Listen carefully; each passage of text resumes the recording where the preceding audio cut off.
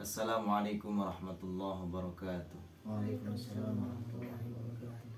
Alhamdulillah, hamdulillah, syukurillah, wassalatu wassalamu ala rasulillah Muhammad ibn Abdillah wa ala alihi wa ashabihi wa man walah, amma ba'd. Baik, Alhamdulillah kita masih bisa berkumpul dalam keadaan sehat walafiat ya. Bagaimana kabarnya Kang Fasa? Alwan? Kang Imad? Alhamdulillah.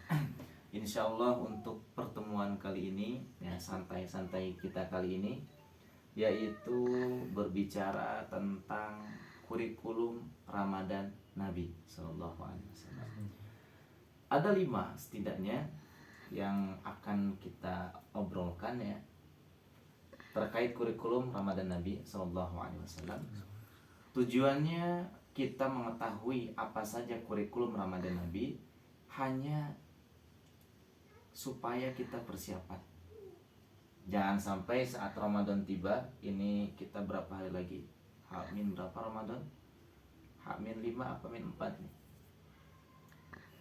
Sekarang tanggal 29, 30, 31, 1 Ramadan itu antara tanggal 2 atau tanggal 3, kurang lebih 4 harian lagi kita menuju bulan suci Ramadan. Nah, supaya kita ini nggak bingung nanti saat Ramadan, bingung hari saya mau beramal apa sih gitu. Amal apa sih yang harus saya kerjakan itu. Nah, ini ada 5 setidaknya yang akan kita obrolkan di kesempatan pada kali ini. 1, banyak berinteraksi dengan Al-Quran. Paham Kang Fasa? Bisa dengan qiraah. Apa itu qiraah? Qiraah apa Kang Fasa? Nggak tahu Alwan? Qiraah itu baca.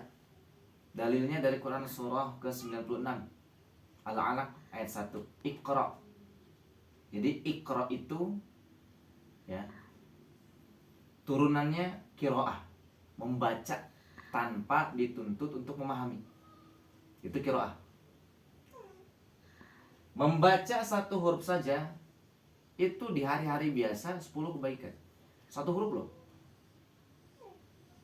Nabi dalam hadisnya, aku tidak mengatakan alif lam mim 1 huruf. Artinya alif lam mim itu bukan 1 huruf. Alif 1 huruf, lam 1 huruf, mim 1 huruf. Coba kalau diturunkan alif, kata alif ada berapa huruf? Ya, turunkan lagi, banyak. Gitu. Itu di bulan biasa. Di Ramadan lebih banyak lagi, dilipat gandakan Ramadan.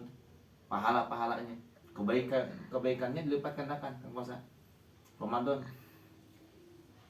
Qiraah itu apa sih manfaat buat kita? Qiraah, baca Al-Qur'an. 1, manfaat qiraah buat kita sebagai syifa. Syifa itu apa artinya? Obat ya. Baik itu obat terhadap penyakit-penyakit hati ataupun syifa, obat terhadap penyakit fisik yang secara medis tidak bisa disembuhkan. Itu qiraah. Dengan qiraah kita juga bisa dapat pahala yang banyak melimpah. Ya. Dan banyak keutamaan-keutamaan kalau kita membaca Al-Quran di bulan suci Ramadan. 2, berinteraksi dengan Al-Quran itu bisa dalam bentuk tilawah. Apa sih itu tilawah? Kita lihat ke dalil Quran surah Al-Ankabut. Surah keberapa? 29 ayat 45, awalan juz 21 ya. Utslu ma uhiya ilaika minal kitab. Utslu, bacalah. Memang kalau di terjemahan Quran standar itu mau ikra mau utslu, bacalah dua-duanya. Tapi perbedaan ikra dan utslu, ikra turunannya qiraah dan utslu turunannya tilawah, dari kata tilawah ya. Itu beda. Kalau qiraah itu sekedar baca tanpa dituntut untuk paham, adapun utslu itu baca, pahami, amalkan. Itu utslu. Kalau bahas singkat kita tuh kajian lah. Tilawah itu kajian. Baik itu kajiannya misalkan bersurat ataupun tematik sesuai dengan kebutuhan dalam hidup kita. Misalkan Ramadan ini saya targetkan deh kajiannya atau tilawahnya itu surat A, atau tentang misalkan belajar, atau tentang bermujahadah misalkan. Nah, itu uslub ya, disebut tilawah, dari kata tilawah. 3, berinteraksi dengan Al-Quran itu bisa dalam bentuk tahfiz, yaitu menghafal Al-Quran. Jadi ada qiraah, ada tilawah, ada tahfiz, menghafal Al-Quran. Nah, momen terbaik buat kita saat Ramadan tiba, dan mudah-mudahan kita masih ada umur, itu menggunakannya sebaik-baik untuk qiraah, tilawah, terutama untuk tahfiz atau menghafal. Paham Kang Fasa? Jadi kurikulum Ramadan Nabi yang pertama yaitu berinteraksi dengan Al-Quran. 2 sekarang, bersedekah. Sedekah ini kata lain dari infak ya. Bukan sedekah ya. Ini bukan sedekah tapi sedekah. Nih, kalau bahasa ini orang-orang kita, masyarakat kita kan sedekahnya sebutnya. Maksudnya infak. Memperbanyak infak. Infak itu memberi, berbagi yang sifatnya materi. Baik itu misalkan uang, bisa. Makanan, bisa. Pakaian, bisa. Infak selama itu bentuknya materi. Di Quran surah kedua Al-Baqarah ayat 261, masalul ladina yunfikun amwalahum fi sabilillah kamathali habbatin ambatat sab'a sanabil fi kulli sumbulatin mi'atu habbah. 1 kali berinfak itu dibalas minimal 700. 1 kali loh. Itu kalau ngitung-ngitung, wah saya kalau sedekah sekali berarti 700. Tapi kalau kita nggak pernah ngitung, artinya kita nggak peduli itu. Saya mah nggak akan ngitung-ngitung deh berapa yang Allah berikan kepada saya. Maka lanjutkan ayatnya. Wallahu yudha'ifu liman yasha. Allah akan melipat gandakan bagi orang-orang yang Allah kehendaki. Siapa?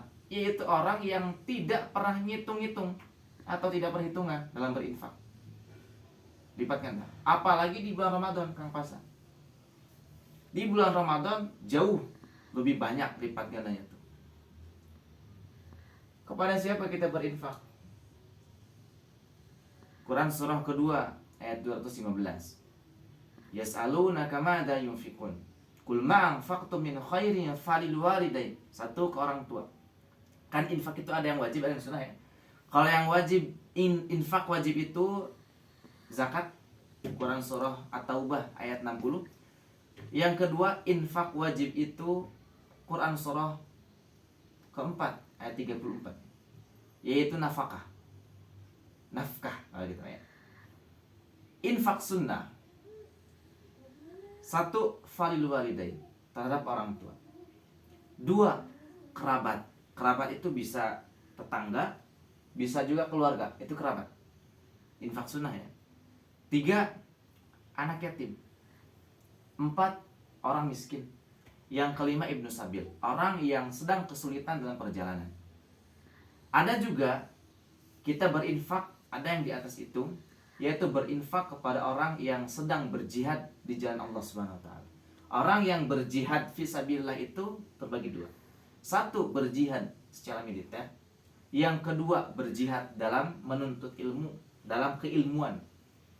Ya, kalau kita mah mungkin ke madrasah gitu ya, ke pesantren-pesantren, nah itu infak yang kedua. Makanya kita dari sekarang mau apa nih? Kalau mau infak berarti siapkan. Kita mau infak apa? 1 tadi interaksi dengan Al-Quran. Yang kedua infak. 3 ya. Sebelum ketiga kita akan nomor 4 dulu. Nomor 4, nomor 5. Yang keempat, memperbanyak doa. Jadi bulan suci Ramadan itu merupakan momen terbaik buat kita ya, kalau kita mau banyak doa. Begitu. Artinya apa? Artinya nanti kalau kita dapat kesempatan, perbanyak doa. Ada doa yang tidak akan tertolak. Satu di antaranya orang yang berpuasa sampai ia berbuka. Artinya kalau kita puasa betul-betul dengan iman, dengan tulus, ya dengan kesungguhan, kita berdoa kepada Allah apa yang kita butuhkan. Ingat, dalam berdoa Allah hanya mengabulkan, mengijabah apa yang kita butuhkan, bukan apa yang kita inginkan. Ingat ya. Jadi kalau kita butuh, Allah kabulkan. Kalau kita sekedar ingin doang, ya, tapi nggak butuh, maka tidak akan Allah kabulkan. Begitu. Fahim tuh, Pak Iman? Nah, gitu. Apa saja kayak fahim tuh? Nah. Berdoa.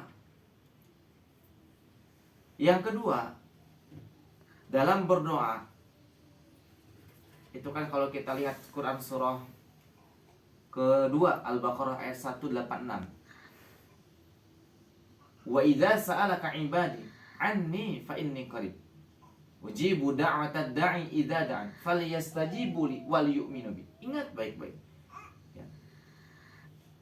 Dikabulkannya doa itu sejajar dengan atau sebanding dengan bagaimana kita datang, ya, datang melaksanakan undangan Allah Ta'ala. Maksudnya begini, seperti apa doa yang akan Allah kabulkan, itu berada pada seperti apa kita menunaikan panggilan Allah Ta'ala. Terbagi 3. 1. Misal azan asar itu 3:10, ya 3 sore maksudnya, 15:10 atau 3:15 lah, 3:15 aja ya, 3:15. Kalian 2:30 udah siap-siap, udah duduk di masjid, bahkan udah i'tikaf, maka sebelum kalian minta pun Allah akan berikan. Itu yang pertama. Dan itu dahsyat ya. Kita belum minta apa-apa tapi Allah sudah kasih. Kenapa? Karena Allah belum manggil kita, kita udah datang. Azan belum berkumandang, tapi kita sudah siap untuk memenuhi panggilan Allah Ta'ala. 2, ini yang standar. Saat azan berkumandang, kita datang. Itu setara. Saat kita meminta, Allah kabulkan. Itu yang standar ya. Tapi ada yang repot, yang ketiga. Azan 3:15, datang 5:13. Itu repot. Doa pengen kontan dikabul, tapi sholat ditelat-telatin. Makanya kita jangan berharap. Artinya berharap tuh, kalau sholat kita masih telat-telat mah, ya jangan pengen langsung diijabah. Jangan. Ya orang sholat kita juga begitu. Gitu loh. Paham tuh nggak pasal? Dan ingat baik-baik, semua doa pasti Allah ijabah. Pasti. Jadi Allah itu nggak mungkin nggak ijabah. Bukan Allah tidak mengijabah, tapi barangkali kita masih ada sekat dalam berdoa. Artinya masih ada dosa. Doa sih doa, tapi dosa banyak. Nah, dosa itu yang membuat doa kita tertolak. Artinya nggak sampai. Paham tuh? 3, 4 sekarang. 4 ya. 1 tadi apa? Interaksi dengan Al-Quran. 2, sedekah. 3, 4 dulu, 4. Berbanyak doa. Perbanyak doa. 5, saat kita memperbanyak doa, orang-orang yang soleh menjadi lebih baik, orang yang salah bertaubat. Nah, itu kan terjalin kedekatan dengan Allah Ta'ala. Maka yang kelima itu bertakarub kepada Allah Ta'ala. Kita berusaha mendekatkan diri kita kepada Allah Ta'ala di bulan Ramadan. Dengan cara apa? Berdoa, tingkatkan kualitas ibadah, jauhi maksiat, tingkatkan takwa. Itu. Nah, baru yang ketiga. Yang ketiga itu banyak menebarkan kebaikan-kebaikan. Yang kita kenal istilahnya dengan sedekah. Kalau tadi yang kedua itu sedekah, yang ketiga itu sedekah. Apa saja?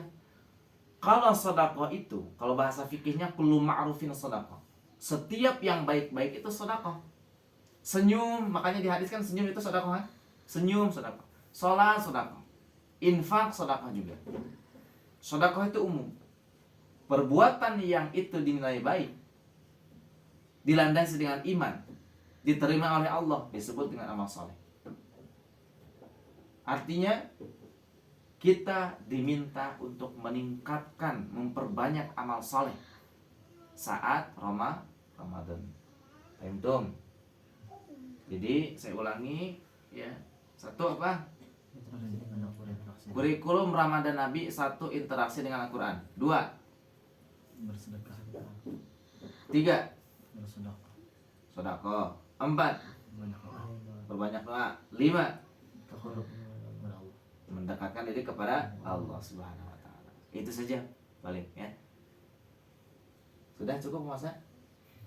Cukup ya. Baik. Sekian, cukup dulu pertemuan kali ini. Terima kasih. Mohon maaf apabila ada kekeliruan. Wassalamualaikum warahmatullahi wabarakatuh. Waalaikumsalam.